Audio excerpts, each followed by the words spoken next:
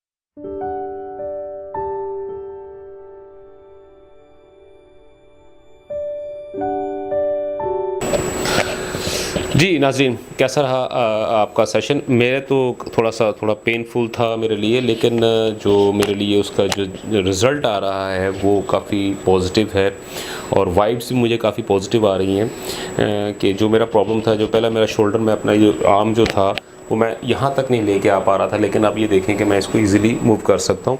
मैं इनकी कोई एडवर्टीज़मेंट नहीं कर रहा, लेकिन बेसिकली कि मैं एक ऐसा पैगाम या एक ऐसी चीज़ जो इन्फॉर्मेशन जो है वो अपने दोस्तों के लिए मैं शेयर करना चाहता हूँ कि हमारे बहुत सारे दोस्त, हमारे भाई, हमारे अहबाब और हमारे बुज़ुर्ग जो कि मुख्तलिफ़ प्रॉब्लम्स में हैं, जैसे घुटनों में प्रॉब्लम है, उनके स्पाइन में प्रॉब्लम है, उनके डिस्क में प्रॉब्लम है, उनकी नेक में प्रॉब्लम है, और ख़ास तौर पर फीमेल्स जो हैं वो बहुत बड़ी पाकिस्तान में तादाद जो है वो फ्रोज़न शोल्डर की शिकार हैं और वो मुख्तलिफ़ किस्म की ट्रीटमेंट्स ले रही हैं। इवन मेरी वालदा जो है वो ख़ुद भी फ्रोज़न शोल्डर का मरीज़ा रह चुकी हैं और जिसके हमें बहुत ज़्यादा बल्कि बाकायदा हमें उनकी सर्जरी भी करवानी पड़ी। अगर उस वक्त ये डॉक्टर यासर साहब से अगर हमारी मुलाकात हो चुकी होती तो मेरा ख्याल है कि वो एक तकलीफ़ दे जो सर्जरी का अमल था वो उससे वो यकीनन बच सकते थे। आप दोस्त अब आप डॉक्टर साहब को सर्च कर सकते हैं, बल्कि हमारा जो इसी वीडियो के जो एंड में है हम इनकी जो लोकेशन जो है वो एड्रेस जो है इसका और इनका टेलीफोन नंबर जो है हम उसमें मेंशन कर देंगे। ये रफ़ाई आमा के लिए है। और डॉक्टर साहब आप क्या कोई पैगाम देना चाहेंगे?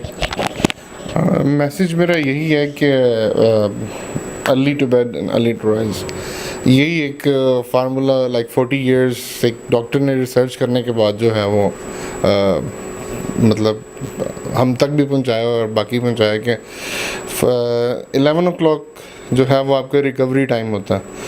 तो इसमें अगर अवेल कर लेते हैं, स्लीपिंग का जो टाइम है वो अपना सही कर लेते हैं, तो आपकी जो रिकवरी है, आइदर आप मेडिसिन पे हैं या किसी पे भी हैं, तो आपकी रिकवरी वो जल्दी होती है। लेकिन होता ये है कि मोबाइल, लैपटॉप और बहुत सारी भागम भाग का जो दौर है जिसको मजबूरी का नाम दिया जाता है, बाद में फिर वो बेड पे बहुत ज़्यादा फिर टाइम मिल जाता है। तो उस चीज़ को बहुत फोकस करने की ज़रूरत है और ख़ुराक जो है वो बहुत ज़रूरी है कि आप वो चीज़ें लें जो ऑर्गेनिक हैं, लाइक नेचर के करीब हैं, तो उससे आपकी जो एनर्जी लेवल है वो बूस्ट होते हैं। आपके ये जितने भी केमिकल फूड है वो केमिकल स्ट्रेस क्रिएट करता है। 3 टाइप्स होते हैं जो स्ट्रेस होते हैं, केमिकल है और मेंटल है और फिज़िकल है। हम एक्सरसाइज ना करके फ़िज़िकल स्ट्रेस बढ़ा रहे होते हैं रॉन्ग पोस्चर के साथ, जिस तरह लोगों को इश्यूज़ आ रहे हैं, माइग्रेन का है, जॉइंट प्रॉब्लम है, फ्रोजन शोल्डर है, शैटिका का मसला है। इवन अब तो मतलब स्ट्रेस इतना बिल्ड हो चुका हुआ है कि और भी बहुत सारी बीमारियों को वो वेलकम कर देता है। तो इन सब चीज़ों से बचने के लिए ज़रूरी है कि आप एक्सरसाइज के लिए 15 to 20 minutes at least per day. नहीं सर, और जो कायरोप्रैक्टिक टेक्निक है बेसिकली इसमें बाहर तो लोग रूटीन में चेकअप के लिए भी आ जाते हैं। मेरे पास जो केसेस आते हैं वो ज़्यादातर लास्ट स्टेज वाले ही आते हैं जिनको डॉक्टर जवाब दे देते हैं, जिनको ऑपरेशन के लिए कह दिया जाता है। और बाकी बाहर जो रूटीन होती है वो लोगों की है कि अगर एक्सरसाइज कर रहे हैं, एक्सरसाइज में एक्सेस हो गया तो तब वो चेकअप के लिए आ जाते हैं। अगर कहीं हाइकिंग वगैरह की है, गिर गए हैं या कहीं कोई एक्सीडेंट हुआ है तो आके फौरी तौर पे अलाइनमेंट करवाते हैं। यहाँ पे वो ट्रेंड नहीं, क्योंकि यहाँ पे अवेयरनेस नहीं। तो आपके साथ से जो है वो मैं समझता हूँ कि मैसेज में हम कोशिश करेंगे डेफिनेटली कि हम इसको लोगों के अंदर एक अवेयरनेस जो है वो इस मामले में आए कि उनकी जो बॉडी जो पोस्चर्स है, उसका जेस्चर्स है, उसका बाकायदा जो है उसका एक जैसे हम अपने एक जीपी के पास जाते हैं और अपने टेस्ट वगैरह करवाते हैं या अपनी जो रूल आउट करवाते हैं, इसी तरह एक हमें एक ऐसे मुस्तनद डॉक्टर के पास आना चाहिए और अपनी जो हमारे बोन्स है, हमारा स्ट्रक्चर है, उसको भी हमें चेक करवाना चाहिए। बहुत ज़रूरी है, बहुत ज़रूरी है। नहीं नाज़रीन, मैं आपसे इजाज़त चाहता हूँ और इंशाल्लाह इसी तरह हम कोशिश करेंगे कि हम मेडिकल से एसोसिएटेड या हमारी सेहत से एसोसिएटेड हम आपके साथ एक नया प्रोग्राम करें, आपके सामने एक नया प्रोग्राम लेके आएँ जिसमें हम सेहत से मुतल्लिक़ा जो ज़रूरी चीज़ें हैं वो आपके साथ डिस्कस कर सकें। उस वक्त हमें इजाज़त दीजिए। अल्लाह हाफ़िज़।